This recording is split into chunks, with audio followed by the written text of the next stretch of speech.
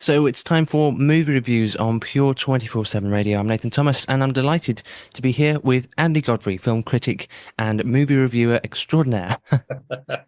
Oh, I like the sound of that, Nathan. You can introduce me like that every week if you want. All right, well, I suppose I'll have to. It's great to be here. Thank you. And hello to everyone listening. We've got a couple of films to review that are out in cinemas. Okay. I mentioned there are actually four films coming out today. Well, So hopefully I'm going to get to see them all during the coming week so we can report about them next week. okay. Okay. And then there are some really good films to watch at home. And I'm going to mention in connection with one of them, somebody who was a great friend of ours. So that'll come. Okay. Okay. So let's start with the two that are out in cinemas. We'll mention the first one because I thought it was really good. Some people might not like it because it's a bit gory. A film called Companion. Companion. So we all know these days that many people are meeting online, the swiping left and right and all the rest of it. And this is how people are meeting their partners. This film, Companion, is set in the very near future where we've got things like driverless cars are commonplace on the roads and where you can order a robot to the specific size and specification of your choice, the specific sex of your choice, and you can program that robot to be your companion.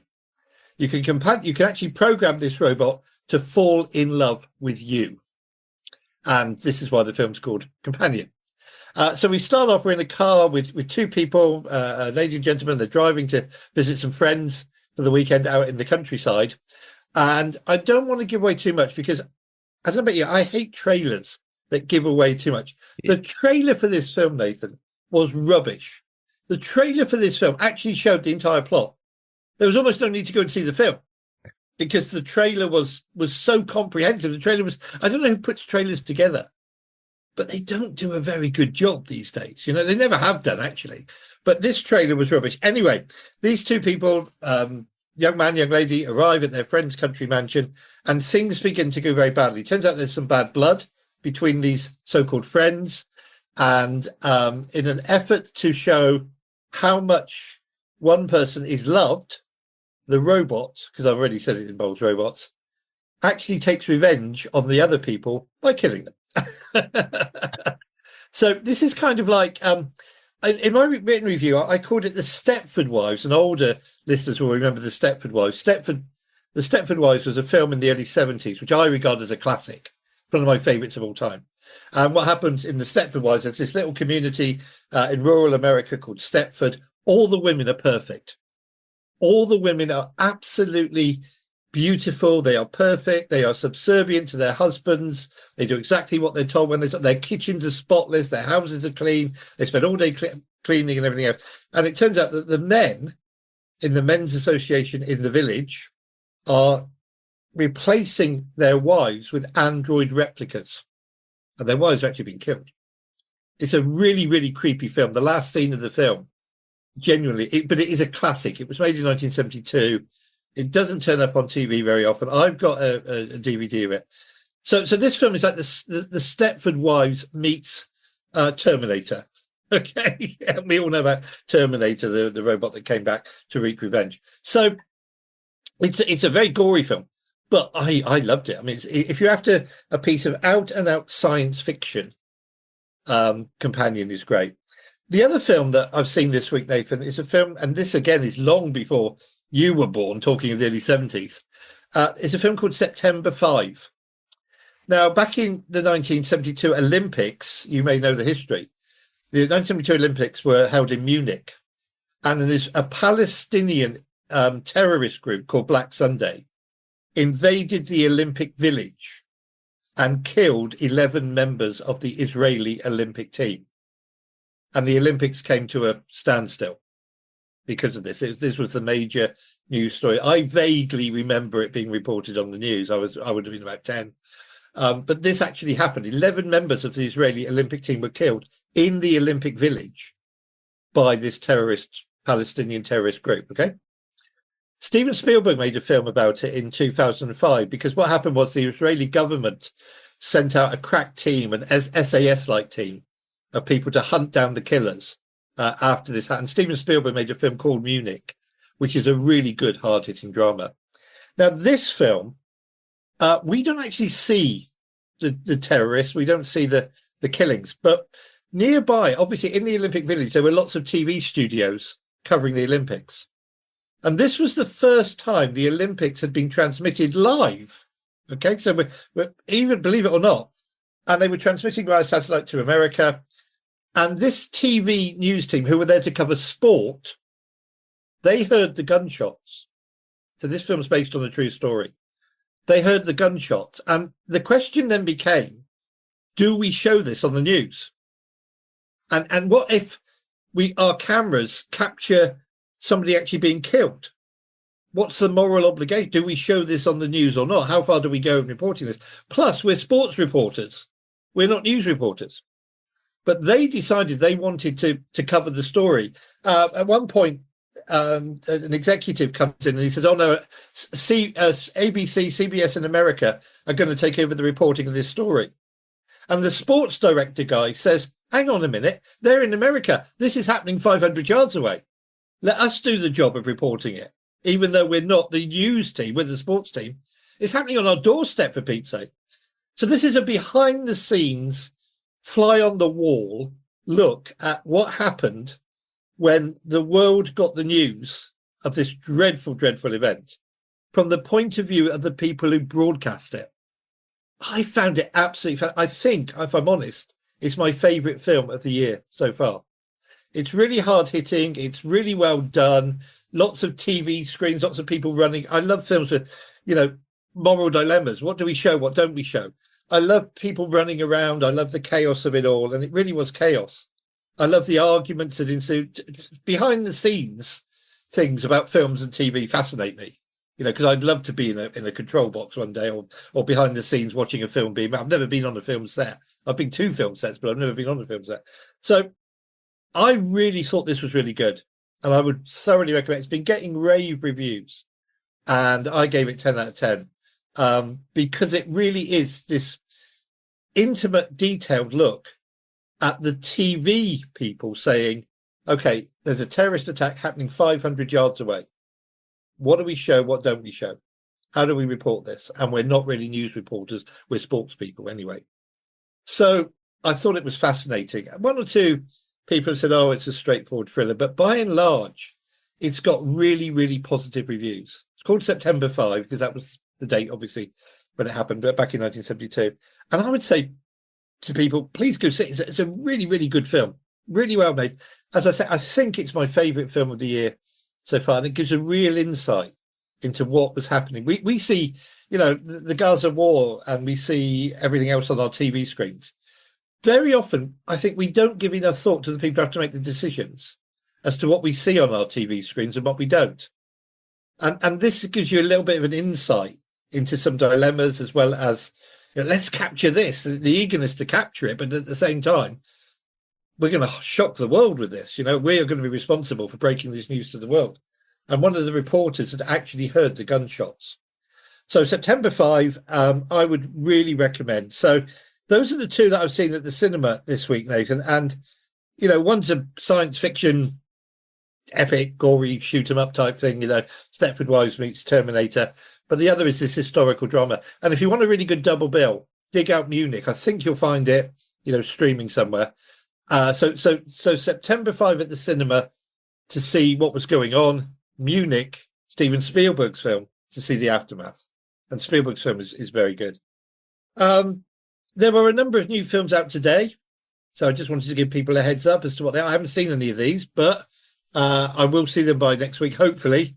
And so we can talk about them. So the first one, it's only getting evening screenings, okay? It's only on in the evening as far as I can tell. And it's certainly on tonight in cinemas, is Becoming Led Zeppelin.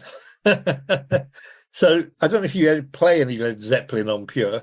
Love it, yeah. This is the story of the band. This is a documentary about how the band got together and about their rise to fame. So Becoming Led Zeppelin is shown in cinemas as from today. It's on, I think, in most cinemas in the evening, sort of around about 8 o'clock from looking at the time schedules and the schedules. But I mean, I think it'll be riveting. I think it'll be really interesting. And so Becoming Led Zeppelin is on. We've then got a film called Bring Them Down, which is an Irish thriller set in rural Ireland about two warring families. There was a film that came out a few years ago with a similar sort of theme. This stars Cole Meany and Barry Keoghan and Christopher Abbott, and it's described as a hard-hitting drama about two families warring in rural Ireland over some land and really going at it and going for each other with real hatred. So Bring Them Down. If you see that advertised, that is what that's about. And then One for All the Family, because we've got to have stuff in the family, a family-run station. So there was a new animated film coming out today, which is called Dogman. Okay, and this is a cartoon. It stars Billy Boyd and Isla Fisher, and actually Ricky Gervais is in this as well. And basically, what happens? A policeman has an accident and merges with his dog. It's a fantasy. It's an animated fantasy. A faithful police dog and his human police owner are injured together and their personalities merge. And the film is called, unsurprisingly, Dogman. And they go off to solve a crime, apparently. So this is a Scooby. The animation looks to me from the trailer very sort of much like along that lines of Hanna-Barbera, Scooby-Doo type animation. It's meant to be great fun. It is a U certificate. So you could take the baby, you could take grandma, you take the kids. If you're looking for a treat at the cinema, Dogman, I've seen the trailer, I haven't seen the film. It looks quite fun. It looks fun, in the sort of very much a Scooby-Doo kind of way, for those who remember Scooby-Doo. So that's out today. Also out today is a film called Love Hurts. Now, I'm really interested to see this one because, as you know, I'm a big fan of the Indiana Jones films. And Indiana Jones and the Temple of Doom had a little boy called Short Round, who was played by, let me get this right. Who was played by, I can never get his name right, Ki Hai Wan. Okay, it was a little boy. Well, he's now grown up, obviously, because Indiana Jones and the Temple of Doom was back in the 80s. He's now grown up and he's starring for the first time since Indiana Jones and the Temple of Doom in a film. So that's been a long wait for him. This is a violent revenge thriller. So if anybody remembers a film called Nobody, a few years ago, there was a film called Nobody about an ordinary everyday guy. We see him jogging, we see him putting the bins out, we see him cooking dinner for his kids, doing the school run. And one day some thieves break into his home and he gets so rolled up that this ordinary everyday guy goes after the thieves. Turns out he used to work for the SAS. Okay, so it became a violent crime thriller. This is along similar lines. This is from the same producers. Okay, it's called Love Hurts. But it will be interesting to see Ki Hu Wan back in the film after all those years after Temple of Doom. So another revenge thriller. I'm starting to sense a trend here, Nathan. We got two families rowing in Northern Ireland. We've got a revenge thriller there. The other one that's out today, and I'm quite looking forward to this one as well, particularly from an international perspective. There's a film coming out today called The Seed of the Sacred Fig. The Seed of the Sacred Fig. Now, this is set in Tehran, and it's about a judge investigating political unrest who then vanishes, and his wife and daughter and others are trying to find him. So that's an international thriller. And again, I'm looking forward to it because I love to see other cultures portrayed on screen. You can learn something about other cultures, even in the fantasy world of Hollywood, And so those are the four films that hopefully we'll report on some of those next week. The Seed of the Sacred Fig, set in Iran, about a judge who goes missing. Love Hurts, a kind of revenge thriller. Dogman, a Scooby-Doo animated type film, where the policeman and his police dog merge together to start solving crimes. Bring Them Down, two families in rural Ireland fighting over some land and becoming Led Zeppelin. So those are the ones that are out today. And if those pique anybody's fancy, let me know. If you go and see them, let us know, because we'd love to hear from you. Can you just remind people perhaps of how they could do that, Nathan? Yeah, absolutely. So if you've got any thoughts on some of these films, perhaps you've heard Andy Godfrey's review and you either agree with it wholeheartedly or perhaps think, actually, no, I disagree with that. That's what film review is all about. We all have our own personal thoughts. So you can let us know. Email hello@pure247radio.org and we'll discuss them in the next interview. But thanks, Andy. Some good films there. Yeah. Should we do a few to watch at home? Yes, that'd be great. So now I said I was going to mention a friend of ours. Okay. So the late, great Steve Legg. Steve, as we know, died of cancer, and he had all sorts of DNA tests when he was suffering. One of those tests, and Steve dined out on this every single time he could. One of those tests revealed that Steve was very, very, very distantly related to Elvis Presley. And Steve would talk about Steve. If you got him on the subject, and it wasn't hard not to get him on the subject, Steve would say, "Oh yes, great, great Uncle Elvis." You know, don't we miss Steve? Love him dearly, miss him every day. But the reason I mentioned Steve's very, very, very tenuous connection to Elvis, which he said, of course, was, you know, bona fide, no doubt. Elvis was my great, great, great uncle, whatever, is because the film Elvis is now new on Netflix. It's been available online for some time, but it's now new on Netflix. So this is a Baz Luhrmann film. Baz Luhrmann makes extravagant musicals. So my favorite Baz Luhrmann film is Moulin Rouge with Nicole Kidman. We talked about her the other week. Elvis tells the story of Elvis Presley. It also tells the story of his manager, played by Tom Hanks, who was known as the Colonel. He wasn't a colonel, he was a big con man. And he actually cheated on Elvis and was taking a lot of Elvis's profits into his own bank account. He died a lonely old man, but he was Elvis's manager. And he and Elvis had an on-off relationship. Tom Hanks plays him. It's a really great film. It's a really great film. It's full of split screen. So there's one point where we see Elvis singing one song, and we see him singing it at the top left-hand corner of the screen as a teenager. We see him singing it as a young man. We see him singing it as an older man. We see him singing it as he's sort of dying. And we've got a four-way split screen. And this is the kind of thing that Baz Luhrmann does, this Australian director, with his movies. So I wanted to mention that. Gave me any chance to talk about Steve is a good one, as you know. And Elvis is now on Netflix, and it really is worth watching. Austin Butler plays Netflix. I was very fortunate. I was at a press screening. I saw it 3 months before anybody else did, along with a load of journalists, and we all absolutely loved it. So it's a great film, but it's now new. Although it's been out for a while, it's to stream. It's now new on Netflix. On the BBC iPlayer, because I always like to pick up on something on the BBC iPlayer, there is a film. And we talked about Northern Ireland a minute ago, Rural Ireland. There's a film called Belfast. Now, this won some Oscars a few years ago. It's a black and white film, and it's director and actor Kenneth Branagh showing us his childhood, growing up in the midst of the Troubles in Belfast.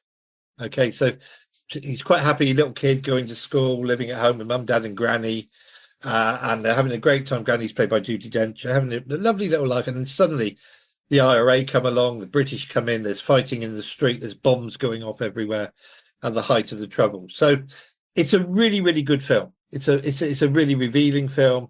It's on the BBC iPlayer new this week, and I really wanted to mention it because I think that it's one of those films that people will enjoy more than they think they're going to. A film about the Troubles in Northern Ireland? No way, you know. Actually, it's an uplifting film. It's a really good watch, and it's well directed.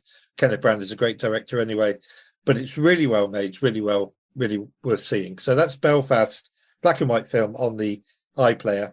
And then just one more to watch at home, which is now widely available. And I had to talk about this really, because when we did the top 10 of the year for 2024, this was in my top 10. So now widely available to watch at home is Furiosa, a Mad Max saga. So we're in an apocalyptic world in the future, gangs roaming the deserted earth, the bruised and scorched earth, looking for petrol, fighting each other. But this is a really exciting, genuinely exciting, thrilling, spectacular action film. So I would say, if you like that kind of thing, go and watch it. So again, something for everybody, you know, from cartoons to musicals to historical dramas, something for everybody there. And those would be my three to watch at home: Elvis, Belfast, and Mad Max. Excellent. Thanks so There we much, go. Andy. That's Plenty for everyone, it seems. Yes, I mean, there really is. And as I say, we'll report back on some of those other films next week. I think the Led Zeppelin documentary will be interesting. You may struggle to catch it because, as I say, I think it's only showing in cinemas. It's got a very limited run. Hopefully, Dogman will be a fun film. You know, hopefully it will be one of those films that it won't be an animation that's saying, oh, this is corny, this is poor, this is so obvious, you know. And the other films as well. So really worth watching. But there's still some really good films out in the cinema. But the best film in cinemas at the moment is September 5. This behind the scenes look. We're inside a TV studio at the Olympics. Well, terrorists attacking the Olympic Village 500 yards away. What do we show? What don't we show? How do we show it? How do we cover it? Yeah. And the acting in that is superb. You almost think you're watching the real people. You could believe you're watching the real people. And it's only 93 minutes long. Some films these days go on for more than 2 hours. You know, we had the Brutalist last week, which goes on for 3.5 hours. This was really exciting, comfortably. I could have sat there longer, and I always think that's a good sign of a film. If when it ends, you kind of go, I wanted that to go on a bit longer. You know, Yeah, that to is a me, good that's sign. a sign of a good film. Yeah. So yeah, and it's nice not to. Well, we've talked about a rock biopic, of course, with Elvis. I was just going to say it's nice not to talk about a rock biopic, but we have. Yeah, So we and add Elvis to the list. I suppose Led Zeppelin's that film about Led Zeppelin is a kind of biopic, isn't it? It is really, yeah. It's more of a documentary. Oh, okay. Okay, behind the scenes documentary about their rise to fame was incredible. And I've been reading up about it, and they had to overcome some tremendous opposition, some tremendous odds to get their music made.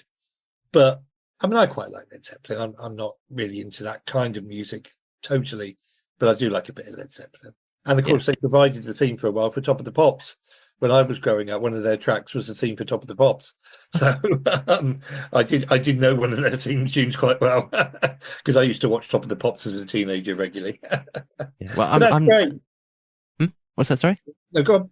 Yeah, so no, that's really interesting. I mean, Led Zeppelin, we do play quite a bit of Led Zeppelin on our station, and I mean, I wouldn't say all of it's my cup of tea, but some of it's really, really good. And Robert Plant, of course, has done some solo work as well. Yeah, I mean, I wouldn't imagine it's long before that film will be available streaming. I think it'll probably get a short cinema run and then go on something like Sky Documentaries or Okay. I think possibly Prime, Amazon Prime, but it won't be too long before. And if you don't catch it, just wait a little bit. I mean, these days films come out on streaming while they're still in cinemas. Yeah. I think I've said to you before, but years ago when I was growing up, you know, we went to see a film at the cinema and we had to wait at least 2 years before we could see it again. When it came on TV, because there was no videos, there was no DVDs, no Blu-rays, and we had to wait. And very often when it would come on TV, it would be cut, it would be edited for TV. It would be a TV version of whatever it was we'd seen. But you didn't remember it because 2 years had gone by, you know. But I'm dating myself here, but that's the way it used to be. And it does annoy me a little bit when I see adverts, particularly on Sky, when they say, see this film while it's still at the cinema. That doesn't help cinemas. That really doesn't help cinemas, you know. So, but no rant this week either. Nothing particularly bad this week. No, that's good. So that's a blessing as well. Yeah. But thank you, Nathan. Yeah, I hope people enjoy those reviews. Yeah, excellent. Well, thank you so much, Andy. Absolute privilege to hear from you again. I look forward to speaking again soon. My pleasure. God bless you and God bless Pure. Did you know Pure 24/7 Radio has a shop? Well, we do. You can buy merchandise while supporting the work that we do here.